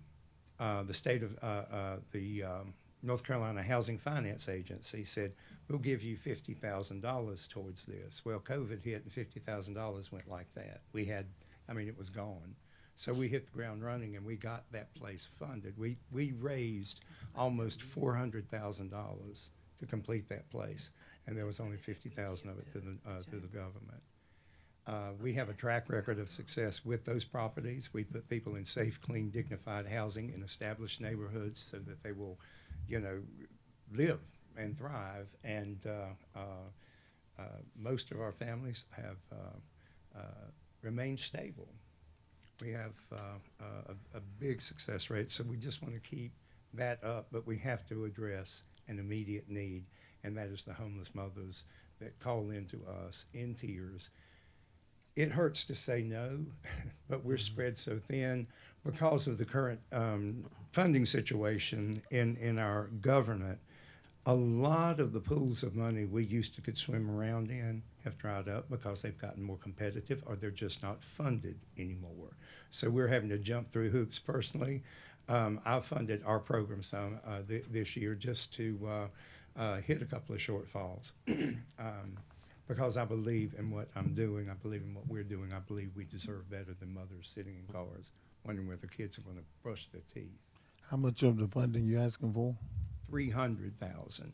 And the reason I'm asking for that, Commissioner Ellaby, is because that will allow us to use the other funding to develop the other couple of programs you see in there. The Hope Kitchens is what we're calling it. So we can train people how to cook, get their Serve Safe certification. We have a lot of restaurants around here. And if you work in a restaurant and you have that certification, you're up. I owned a 24/7 restaurant in Buckhead in Atlanta back in the late 90s and early 2000s. And if you can learn how to work in the hospitality industry anywhere in the world, you are not going to go hungry. I started slinging drinks when I was 16 years old with a fake ID. And I say that now with this on, but that's what I did, and I've never starved. And so I believe in what we can accomplish together with the good Lord's help. The money that you would help us with would also be seed money to get Hope Kitchens going. We'll work with the Golden State Foundation, the Bolger Foundation, ZS Reynolds Foundation to kick in some more funds to not only help us buy the equipment, but do the training and get the business up and running. Especially if we're going to distribute to places like Food Lion and Walmart, which is really exciting to us. That's job creation. And then a local business person gave us basically his paper supply business that we're working on now, getting stocked so that we can find another arm to employ people and support the program. And so we're doing our part. We're just asking for a little bit of a public-private partnership. Is an amazing thing, and it will open doors. And we'll bring some industry in here. We have to shift that tax base from the residential to the commercial. We've got to do that, take the burden off little people. And so we'll not only be putting people in houses, taking them out of unsafe situations, but we'll also be bringing some income into this town, some tax revenue. We know it's budget season. I am a shameless beggar. I have to be for this and for this, but God provides, and we appreciate you. Well, it sounds like you're doing excellent work here in Anson County, and it would just be my advice that we take this request into consideration, and we'll look at it during our budget discussion and see if there's a way to fund it. We'd love to take you on a tour of the homes and let you see. I can't really say you can talk to the residents, but I will say our first resident that we ever had in the duplex, she's still there. And she's happy. Her car broke down, and she was able to save enough money, and she bought herself a new car. It wasn't brand new, but it was a Lexus, and she's proud of that thing. So, our program works. God bless you. Thank you all for Thank your you. work. Thank you for what you do. Mr. Chairman. All right, yes, sir. I'd like for the manager to please explain what ARPA funds are for the citizens of the county. Okay. Couple years back. Can you speak up, please? Yes, sir. It was, ARPA stands for American Rescue Plan Act, and those funds were millions of dollars that were appropriated by a former presidential administration that were then shared with cities and counties across the United States, not just Anson County and Waitsboro. But they all got allocations, and most of them, if not all, have been spent because there were deadlines. But I'm glad you said take it under consideration during this budget process, because we're working on that. And I think all the department heads have turned all their budgets in now. And so Holly and I, Miss Borgia, are working on our budget. I just got information today. I think you were copied on it from our tax administrator, Mr. Newton. So that will give me a better idea in terms of how to make a presentation relative to a new tax rate. That would obviously go along with funding the expenditures that are coming to you from all the different departments, as well as this type of request. Yes, sir.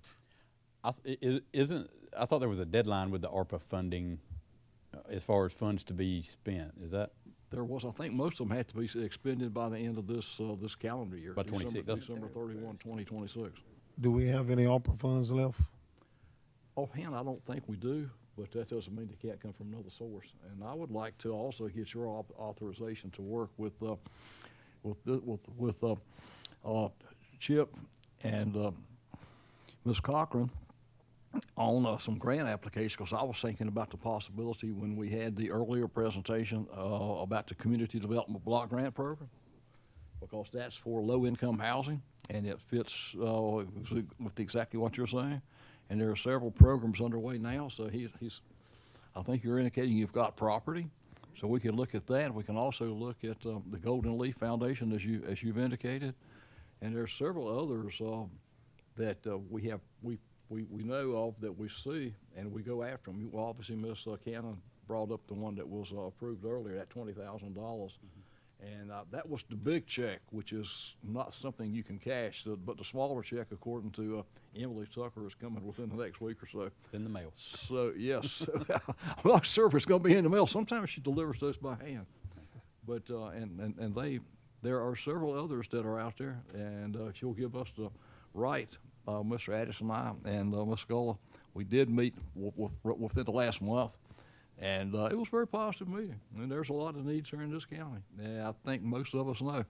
Mr. Addison and I have also met with Mr. Ross, the town manager, about trying to develop, I wouldn't say a coalition, but at least a partnership to an interlocal agreement where we can enforce the codes, not just around the county, but also within the corporate limits of Wadesboro.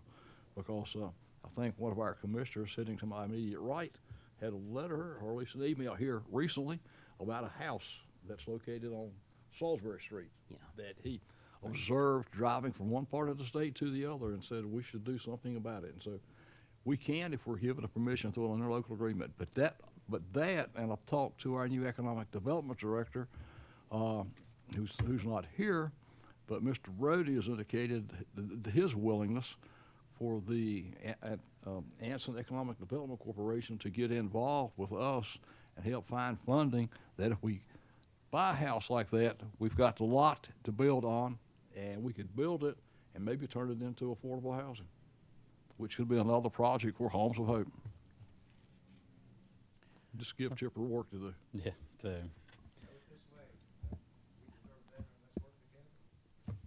Okay. Well, like I said, I think we take that in advisement on our budget discussions, and like I said, it's just a matter of putting the puzzle pieces in place where we can get it from. Okay. Sure. I sure hope the state passed their budget soon. All right. Any other discussion on Homes of Hope? Okay. Thank you again, Mr. Long. All right. So we have moved item 4D. So at this time, we're going to move into our public addresses to the board. So there shall be a time set aside at each regular meeting of the board for public comment. Each citizen who wishes to speak during this time must sign up on a sign-up sheet prior to the start of the meeting. Each citizen shall be allowed 3 minutes for their presentation. All citizens are expected to follow proper decorum and shall not use profanity nor defamatory speech. The public is expected to remain seated except when leaving the room. Only presenters listed on the agenda or recognized by the chairman will be called to the podium to address the board. Commissioners are expected not to comment on the matters brought to the board during this time, but to delay action or comment until staff has had an opportunity to research the subject matter and to report necessary and relevant information to all members of the board. So at this time, we have Mr. Brandon Thomas.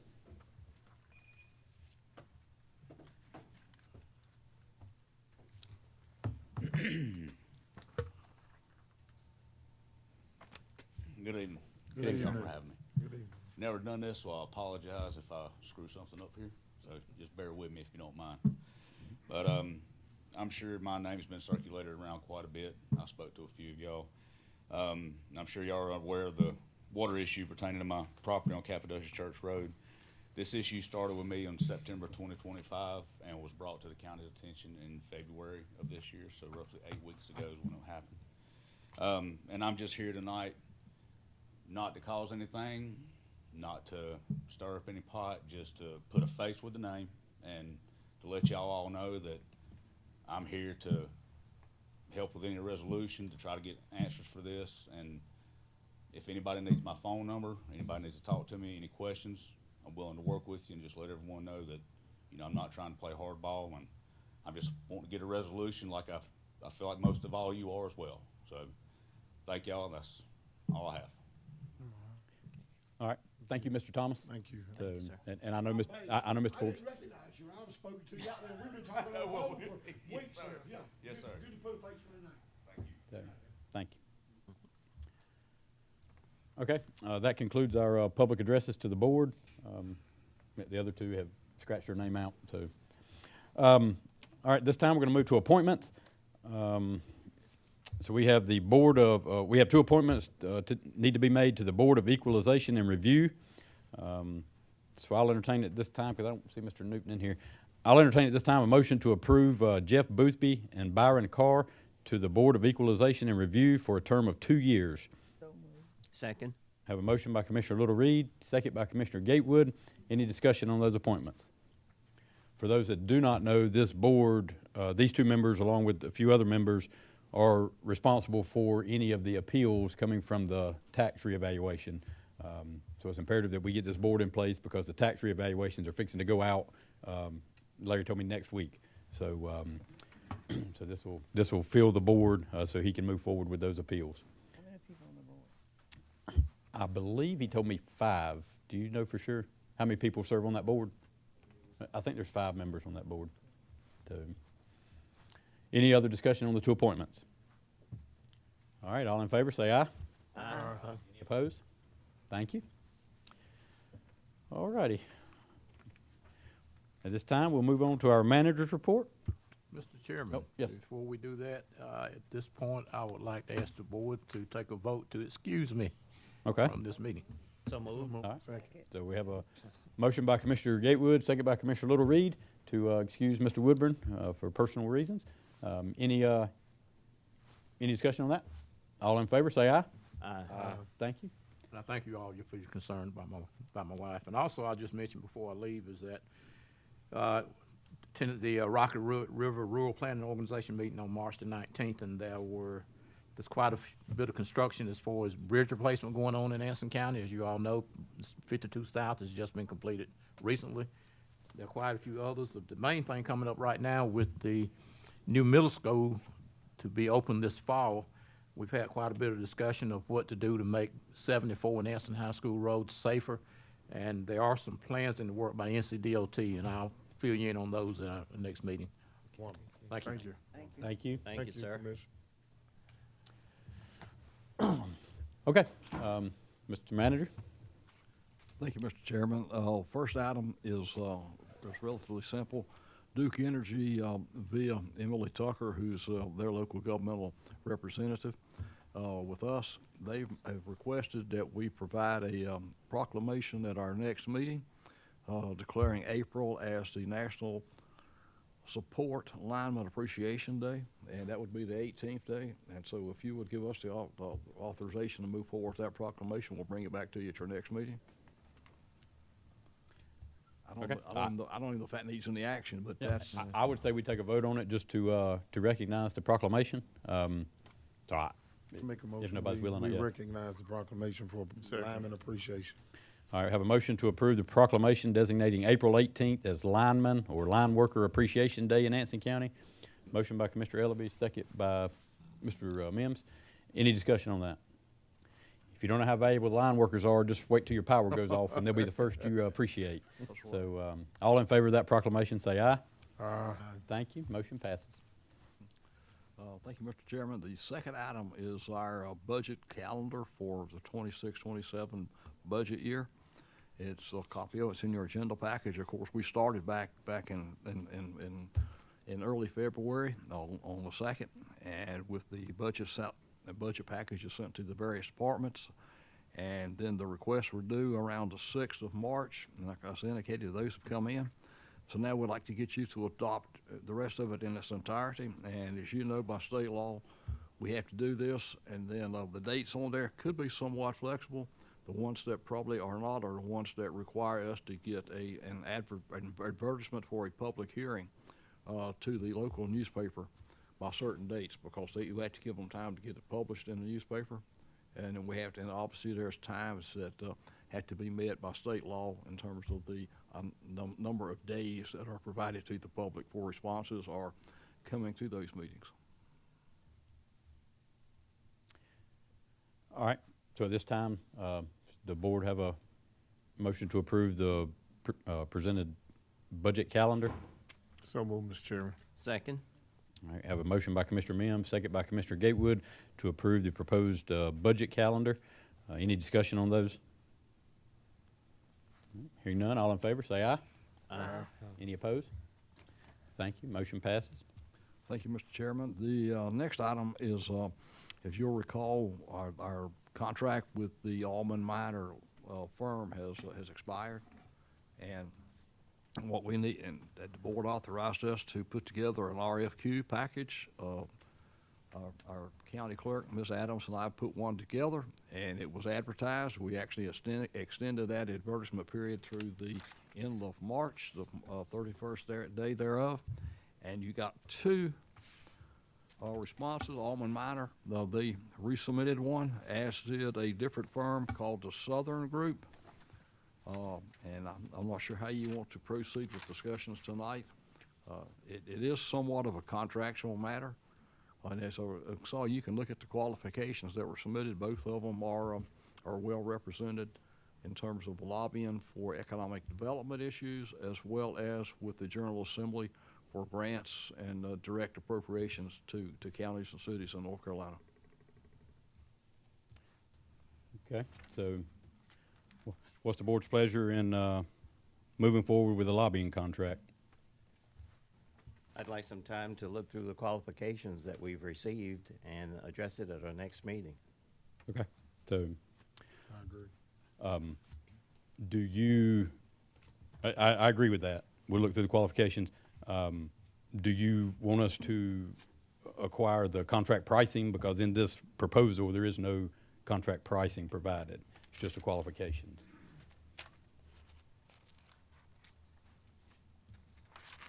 I'd like to go through the qualifications first. Okay, so, That's my preference. okay, so,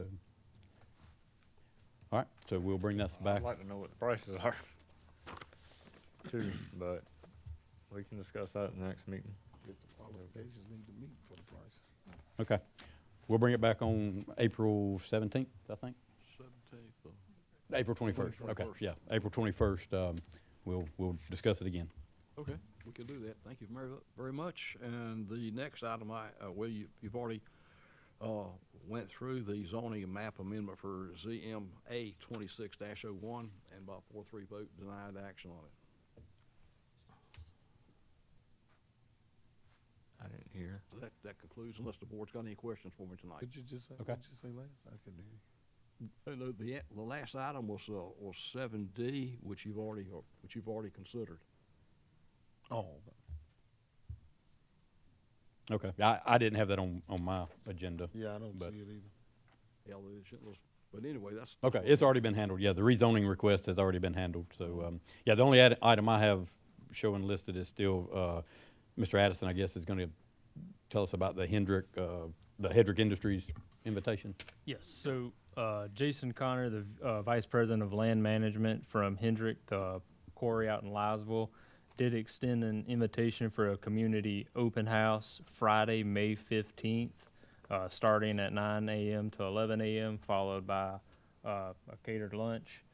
If any commissioners are interested in attending, if you would, just reach out to Marina and I so we can handle the RSVP, and we'll coordinate that with Hendrick for your attendance. Just to be clear, sorry, in case you didn't see the flyer, it is for the opening of their granite quarry at the Lysville site. And just to clarify, this is an existing company that's been operating in Anson County for 100+ years. That is correct. They are just adding to another level of service for the citizens, for Anson County. That's correct. So, okay. So please RSVP to Ms. Adams or Mr. Addison if you'd like to attend. Anything else on the manager's report? One thing I should point out as Mr. Addison will remember that was in the invitation, said, make sure you could wear boots or shoes you don't mind getting dirty or muddy, because it is in a quarry, and we don't know whether it's gonna be dry and dusty or whether it's gonna be wet and muddy. That is correct. So, all right. Are there any questions for the manager at this time? Okay. Hearing none, we'll move on to chairman's report. Just a couple items to go over. The first is as Mr. Ward already elaborated on, the Trillium Children, Supporting Children Early Simulation. That's going to be held Thursday, April 14th at the Lockhart Taylor Center. Do what?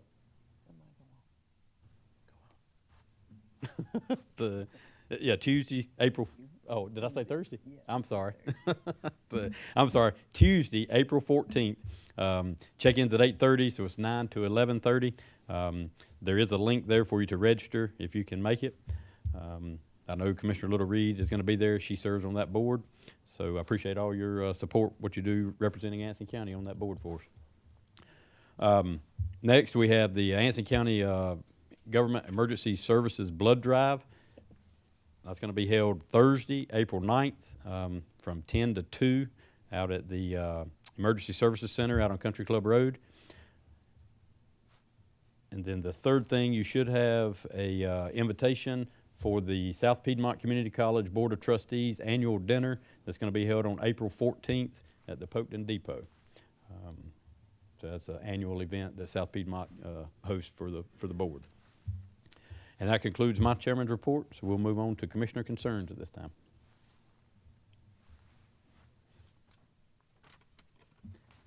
All right, hearing no commissioner concerns, then I will entertain a motion that we enter into closed session to just consult with our attorney and economic development. To have a motion by Commissioner Ellaby, second by Commissioner Mims. All in favor, say aye. Aye. Thank you. We're now in closed session. I wanna just have, I wanna wait, I don't wanna do it today, cause I'm not too sure about the data center. Let me put it like that. You're not? No, I'm not. I know it's jobs, but still, you gotta look at the community. Okay, you could've got it with that house and didn't get it. Just a second. We gonna see. Good evening. Hey, good evening. So I would like to introduce you to Drew Nations and Pat Ryan. They are with Bird's Eye Strategies and Engineered Land Solutions. Yes. Solutions, ELS. Yep. They have approached, myself and ADC about the potential development of a data center here in Anson County. Right now, it's been, we refer to it as Project Catalyst. Friends, Mr. Ford, thank you. I'll hold my item until the next meeting. Thank you. Thank you, sir. Yes, sir. I have another item, but we'll hold it to the next All right, meeting. good deal. It may I'm be- sorry mine took so long. Okay. Oh, we're gonna have to have a vote to come back in the, Yeah, motion to come. a motion, yeah. Second. I told you. We gonna be sleeping here a while. Well, you could've brought some ice cream too. Ain't that right, Pastor? Cake and ice cream. That cake you brought him? I got 4 pieces. I see why you eating like that when I got mine. Mm-hmm. Yeah, yeah. You can make a cake now. I can cook it, I know you can. I'm just not a sweetie. I can do some real food too. Okay, Ms. Adams.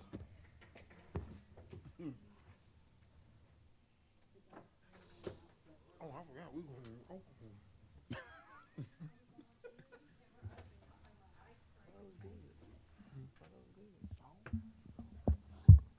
Motion to come out of closed session. Second. So we are live, Ms. Adams?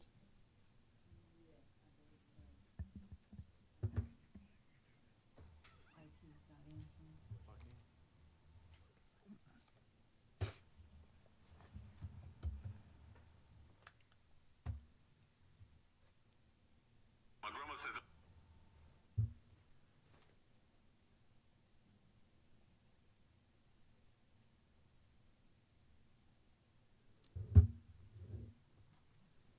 It's live right now, y'all. What? It's back live? Okay. All right. So if you'll say your motion again. Motion to come out of closed session. Second. All right, we have a motion by Commissioner Leary to come out of closed session. We have a second by Commissioner Mims. All in favor, say aye.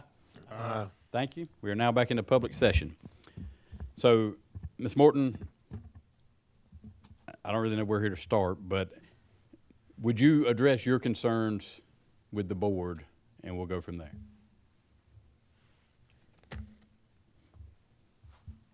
Really biggest concern, only concern is the financial. That is our concern. Everything else we can handle. I think our mic is off. Yeah, Do you want financial tonight? is that microphone on?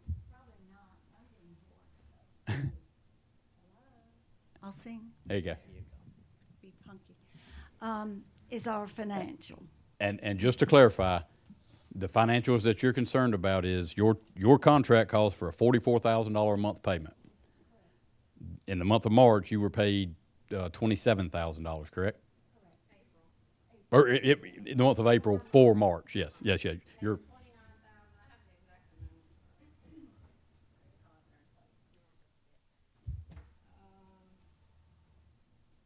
All right, the exact amount is $29,421.36, and so it says, you do the math on the sheet that we were given, $14,578.64 was taken out of that check. That was issued. 14,000 what? $14,578.64. Okay. Okay. What, do I have a motion from this board that we pay the Friends their full $44,000 total So for the moved. month of March? So moved, yeah. We have a motion by Commissioner Ellaby. We have a second by Commissioner Gatewood or Commissioner Little Reed to issue a payment, the balance. It'll be a total payment of $44,000, which would be for the month of March, which will put you whole. And then going forward, you'll get your total payment of $44,000 every month. And also, sir, the 1,900 from December, which was That's going to be included in the $17,000 roughly we're giving you. We're going to pay you $44,000. We're not withholding any salary for the month of March. No, sir, I'm talking about her bonus at Christmas was taken out of our check. That was 1,900, that's what it is. It's included in you're getting a check for $44,000, nothing taken out. So you're getting your money back. I think she's. Because we're not taking any salary out for the last paycheck of February when you got your payment in March. Yes, sir. But what I'm talking about is last year in December, are we not on the same? I understand, but the verbal agreement we had with you where we were going to withhold Miss Lett's salary for the days she worked as an Anson County employee. We're not going to withhold those salaries that last paycheck. We're giving you the full amount. So it's going to offset the $1,900 in longevity pay. Okay, I guess I'm just not grasping it tonight, but I'll let Stephanie look at it. Okay, yeah. We're going to give you the full $44,000 a month for last month. For this, for April. It's going to be in April, but it's for March. Right. That's what I'm saying. Correct. There should be some salaries that would have been withheld in March. Should not have been, and that's the problem that I went with the finance, because, so the last pay period, and I have that here with me or whatever, that was withheld from our last check, which, what I was explaining, so let's see, April. So March's check that we received was for the February payroll that was taken out. So her payroll last date was February 27th. So that, in March, we were already deducted for that. So my understanding was our April check, which would have been withholding March's payroll, she wasn't an employee in March, Her, the county. her last day was February 27th. Correct. Payroll wasn't completed by that point in time for that pay period, more than likely. Pay dates run February 17th through February 15th through February 28th. And then you're paid out on the following week. But it's for whatever you work during whatever hours you work for February 15th through February 28th. She would have gotten her pay, the pay date for that would have been March 6th, which payroll wouldn't have processed until March 4th. So that's probably deducting some of that. I don't know. Just my thoughts without looking at, without talking to Holly about it. March 6th.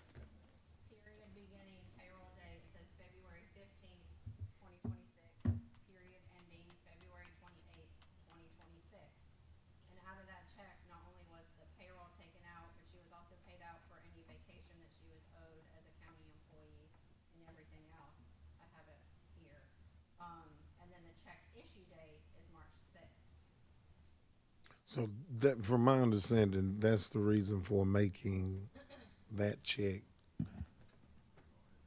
44,000, is because that's what that was taken out of that, right? So the March check was short like usual, it was the 36,000 and some change, and I get that because that's for February's payroll. So she was an employee in February, so then our check that we get, I'm just gonna throw out March first, it's not technically March first, but at the beginning of March, it's technically for February's payroll, is what her payroll came out. So that check was 36,000 and some change, like it normally is, you know, same thing we discussed the last time. Come April, our check was significantly short, and that should have been for any payroll if she was an employee in March, which she was not. So our April check should have been for the full amount. That is my argument with that. Right, and that's what is being proposed, is for that check, we're going to make it that full amount. That's what that motion. Whatever Chris is talking about, I get what she's saying, but Well, she's, I guess, speaking on other fringe benefits, which, she's speaking about the longevity that right, which is a benefit. And, it's correct. but that's fine. It's not. So you're saying that was an addition of how much? That's the one, when I did the report last time, so that's, hold on, I have it right here. So that's why that one check was short that month, is because we had extra taken out for her longevity. And that was how much, was that 1,900? Instead of the 36,681.41 that our check normally is with her payroll taken out, it was 34,844.60 that month. Longevity was taken out December 3rd. Right. Well, so now, I guess, if I may,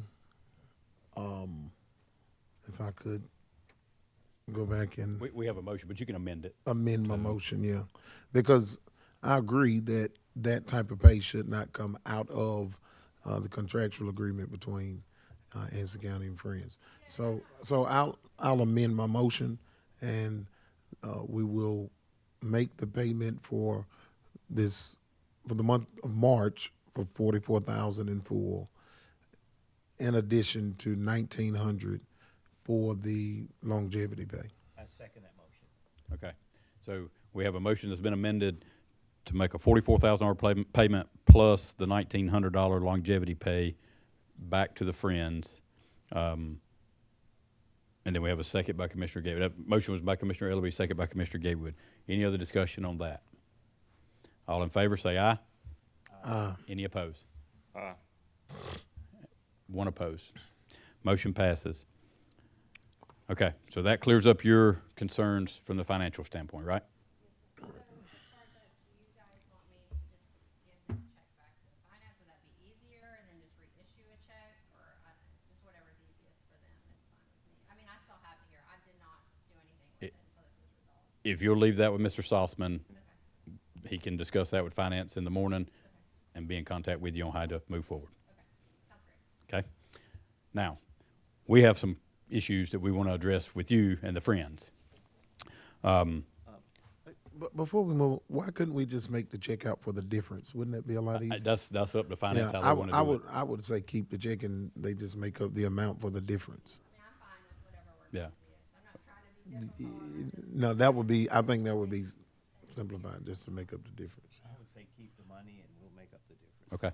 Just Is that- as soon as we can. Okay. All right. A couple issues that we have discovered from calls from citizens regarding the animal shelter operations. In the contract, it states, and I've got it in front of me somewhere, I'd have to pull it back up, that the Friends will operate a minimum of 20 hours a week for owner surrender, owner reclaim, and adoption services. But we're being told by citizens that that's not happening. We're having to set appointments, which are 2 to 3 weeks out for owner surrenders. This is true. Since we had the backlog when the shelter was closed, we set up appointments, which it's always been like this. I mean, the whole time that the county had the shelter, it's been operated Monday, Tuesday, Wednesday for surrender of animals. That's all, the surrender. And that's from reason why we do it by appointment is because we had a backlog of 38 animals that we had to get to. So there is no way that we can bring in all those animals and that slot time and get them processed, get their shots in, and get them into a kennel. So as far as surrender, that's Monday, Tuesday, Wednesday, 1 o'clock to 4 o'clock with appointments, so we keep it all even and under control. Now, all the other days, we are open to the public. We open up at 8 o'clock in the morning, we close at 5:30. Anyone can come into that shelter. They can adopt, they can see, they can visit. We have the volunteers that come in. We have animal control that goes out and brings in the neglected, the strays, or the bite dogs. So we are not shut down, so I'm not sure where this is coming from. Do I? Yeah, go ahead. Okay, so you have 1 p.m. to 4 p.m. Monday, Tuesday, and Wednesday for owner surrender? Correct. That's 12 hours. Yes, sir, but then you've got. How do you make up the extra 6 hours? Adoptions. People come in and adopt. So I can address that. If you look at Exhibit A in the contract, it states that we are open a minimum of 20 hours per week. Access to citizens of Anson County for owner reclaim, owner surrender, and or adoption-related activities. And/or. We have adoptions. People come in and adopt, or people come in and, like if there's a bite dog. Okay, Which so- we just had, Mr. Mims knows, we took in 11 dogs from Morgan at one general Is time. that- So the 2 dogs, which belong to,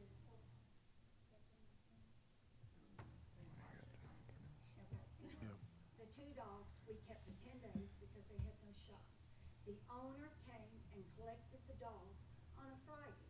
That was no problem. The other dogs, we still have at the shelter.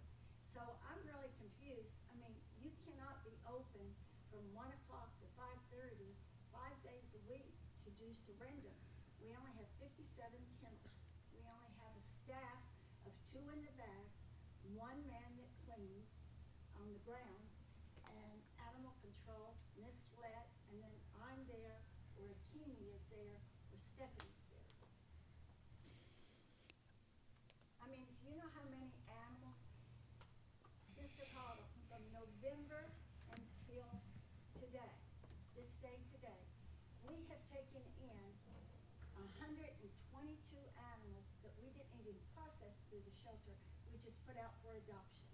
After that, from November to now, we took in 351 animals and got them out to adoption. So can you imagine what that number would be if we had people walking in from 4 days a week, 5 days a week? We could not keep up with it. Do you have an overcrowding problem? Oh, is there too many dogs there? Not now, we've gotten them out. Akimi's one of our volunteers that helps us with rescue. The dogs come in and we get them out. So you don't have an issue with not enough kennels? Not right now, because we just took out 4 dogs. It's a rolling thing, it's not a stable thing.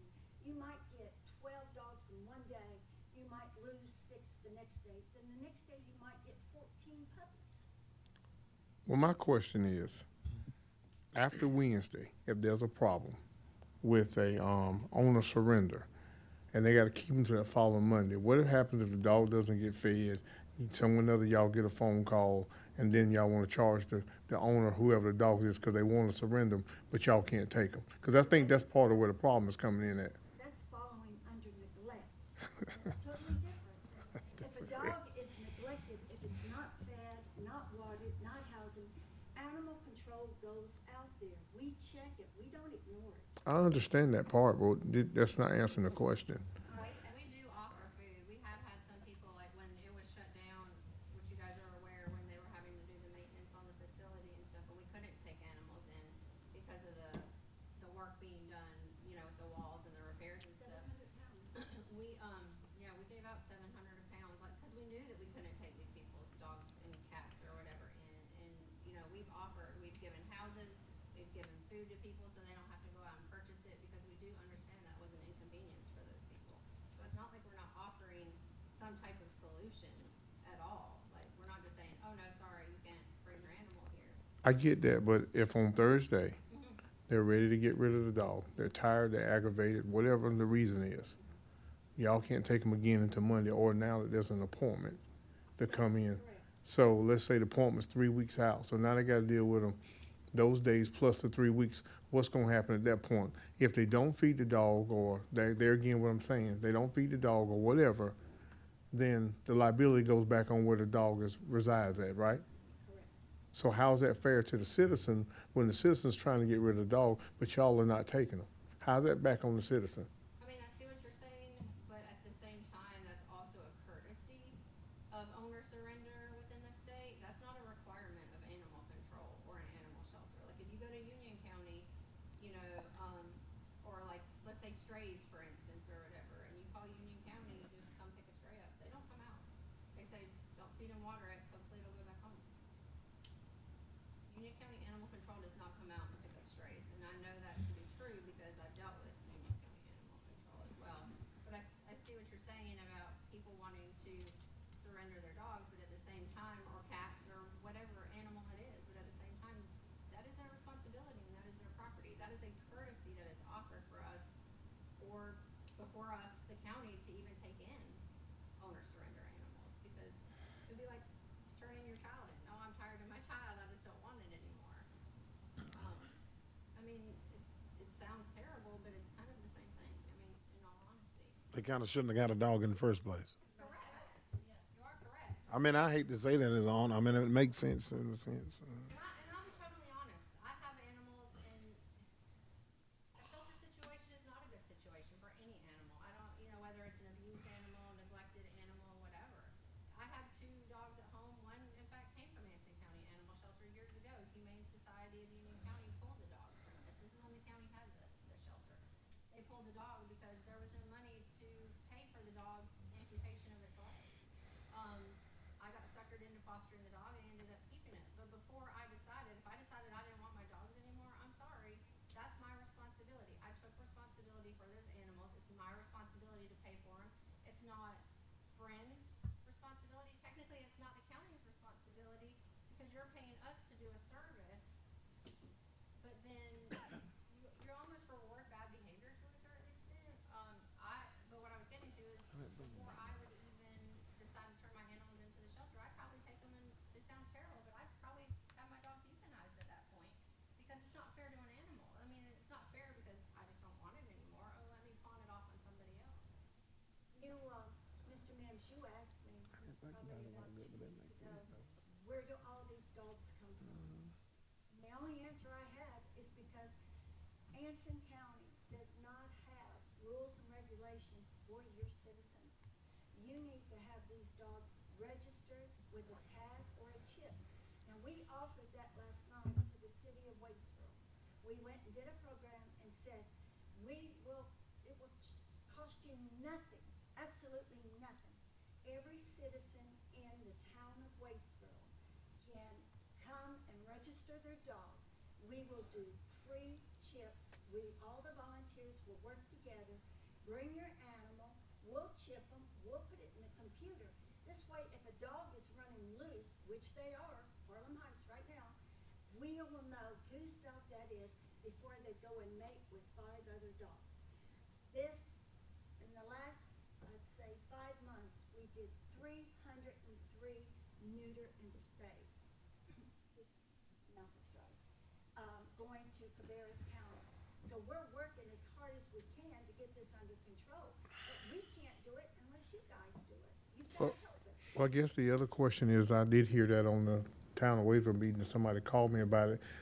What if you have an expensive dog, you end up chipping the dog gets sick and dies or whatever, who's the liability on? Same thing, sir, if you gave the dog a rabies shot and the dog had an allergy reaction, who are you gonna sue? I'm just asking a question, because you're saying making them do it. I'm kind of confused. You said if the dog is chipped, Right, that it's, owner, and the dog gets sick. right, because we mandating it for it to be done. It's still the owner's property though. The chip only is if the dog were to get loose, then if you guys are out and you see a stray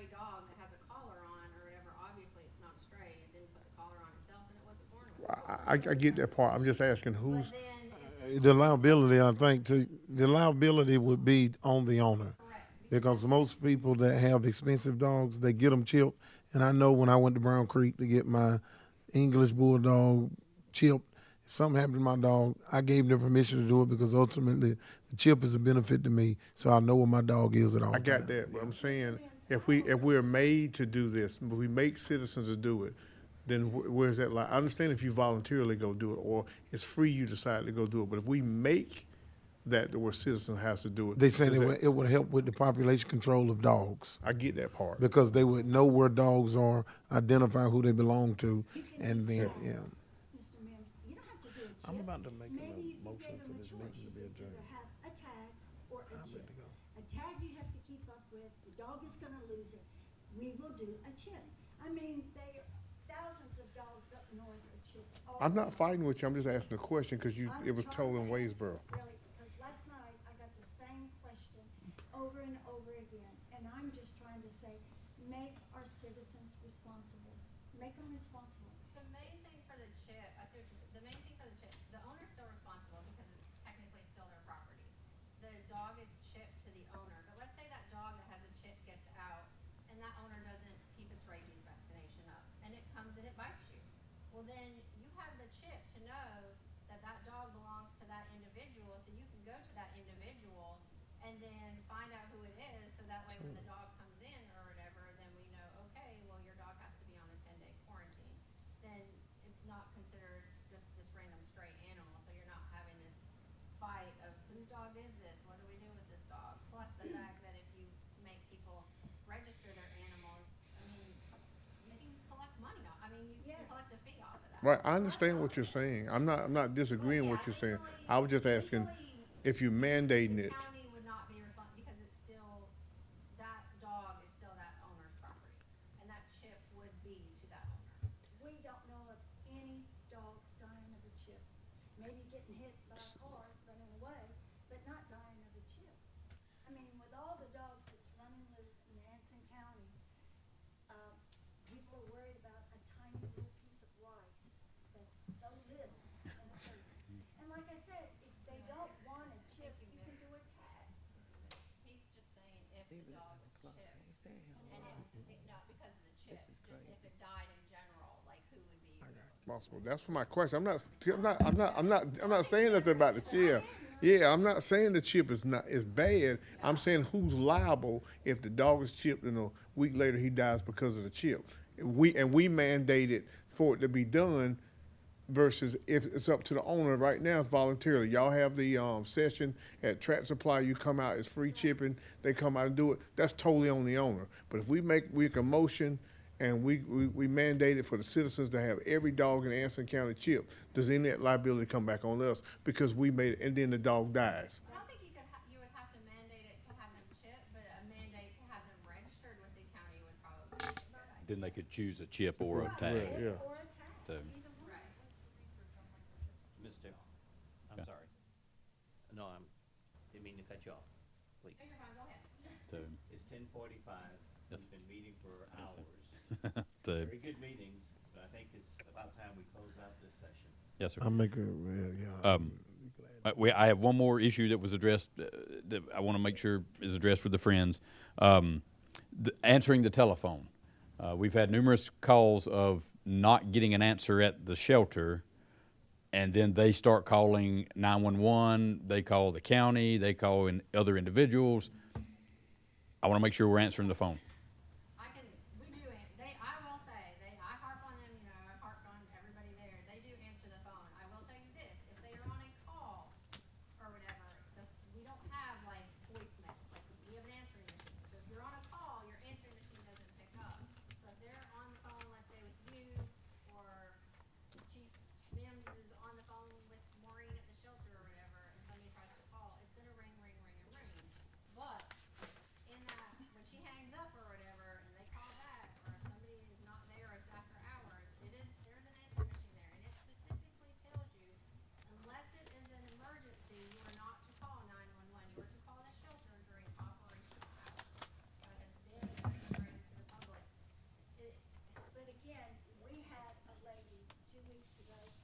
that did call the shelter, and we did give an answer, and she called the shelter back, and we gave her another answer, and then it didn't work, so she called Sheriff Howard.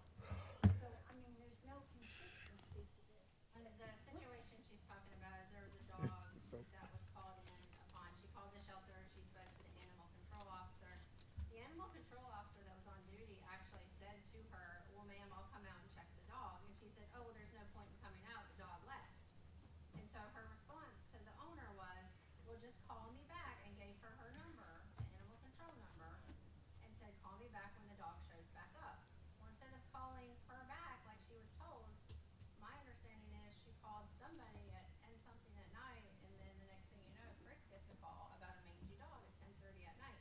When this lady was already told twice, if the dog comes back, please call the animal control officer, and she just chose not to. So we're doing it, but we can't help what people end up doing themselves. You They're see what gonna I'm saying? call you no matter what.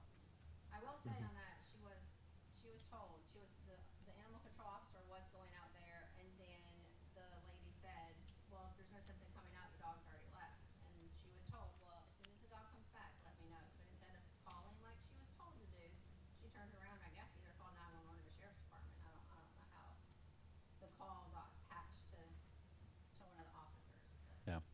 Okay. I All just right, wanted well- to address, and make sure that was being addressed at the shelter, because that's complaints that we get, and obviously we have to answer for those complaints, so. Well, Mr. Chairman, Okay. I'd like to make a motion that this meeting be adjourned. Okay. We have a motion by Commissioner Ellerby to adjourn. We have a second by Commissioner Gatewood. All in favor, say aye. Aye. Any opposed? All right. Thank you. Thank y'all.